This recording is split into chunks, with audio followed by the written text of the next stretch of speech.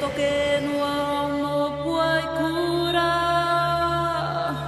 Toku kiko, toku papanga e momo ke au nāti. Waia mai au mei a vai ki e vai ne toa. Kua kamakura kua ki te i te ao Atui'anga o taku iwi Māori.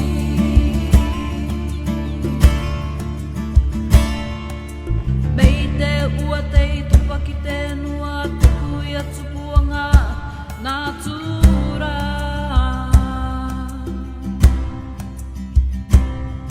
Ua unei rai ko matakai e riki te iriro e aka mau Enua.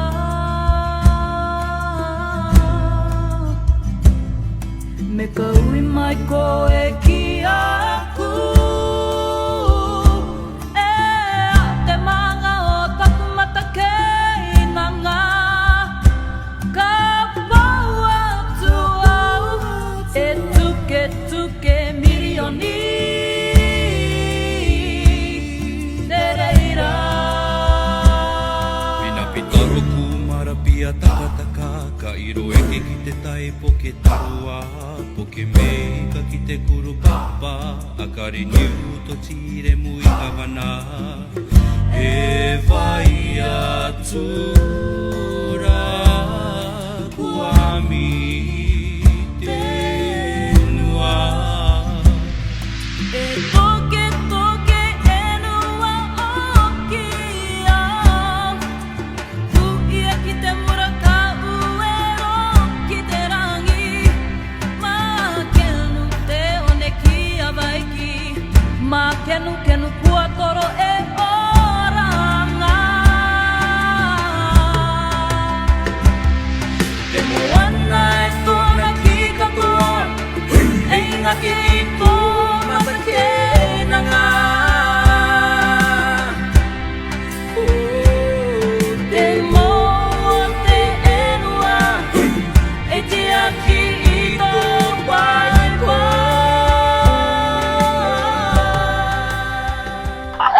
Kia ora ni tātou katoto, ko te pua tōku ingoa, no te mai te Team Moana, tāku i mō mai tō mātou tere.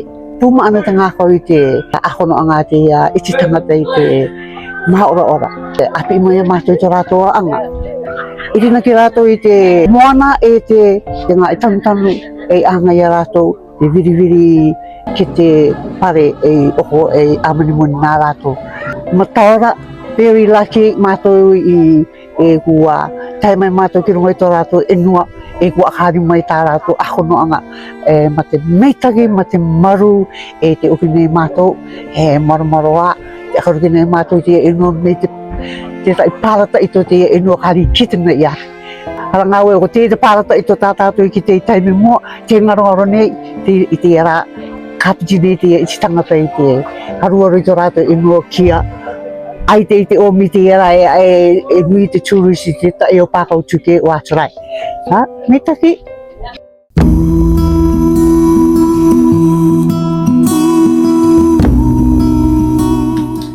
Kia ora na koto katoto, ko Rimatara De Chant. So today I'll be talking about some of my experience in Rimatara. Recently, me and some students from Atui'anga ki te Tango had went to Tahiti and Rimatara, one of the most beautiful and smallest islands in the Austral. So the purpose of our trip to Rimatara was a cultural exchange between our people and the Rimatara people.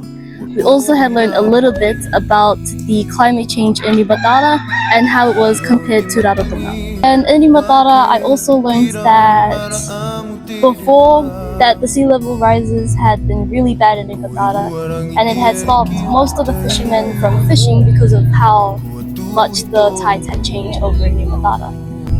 One of my key ideas about Rimatara and Rurutu is that both islands are very small and we don't really contribute much into the climate change, but we are gravely affected compared to bigger countries.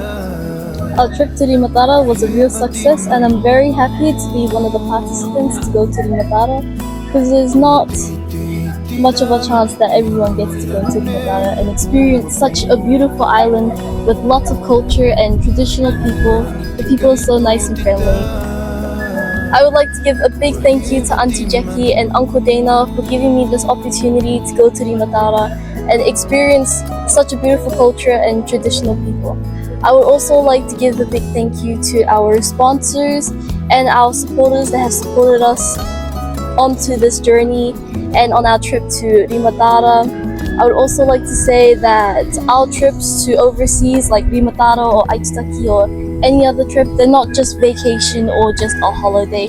They are very educational trips that teach us a lot about their culture, our culture, the differences and the similarities, and what we could possibly do to help with our climate change and nature.